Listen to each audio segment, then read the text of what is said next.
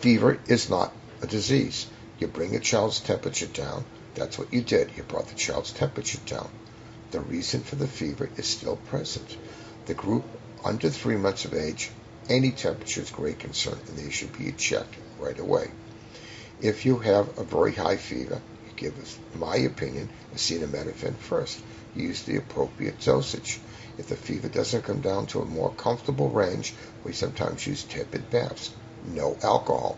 When they used alcohol in the tepid baths, there were some kids who got alcohol toxicity. It could absorb through the skin. That's why we stopped using it.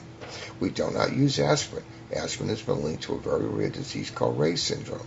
When you gave a lot of aspirin with children, following chickenpox and flu, there were increased cases. Someone made an observation: the greater the sale of aspirin, the more Reye syndrome there was. I have another rule. When you have chickenpox, you don't use ibuprofen.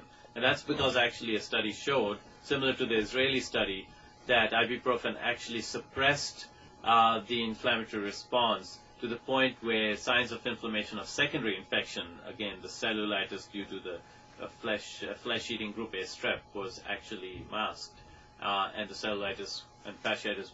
And also, if you bring a fever down slowly with a tepid bath that's high, with a little Tylenol, and the kid's more comfortable, it's more apt to stay down. Is that true?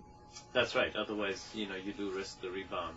Because after all, again, the body is doing what it has to do in mounting this inflammatory response, and the fever will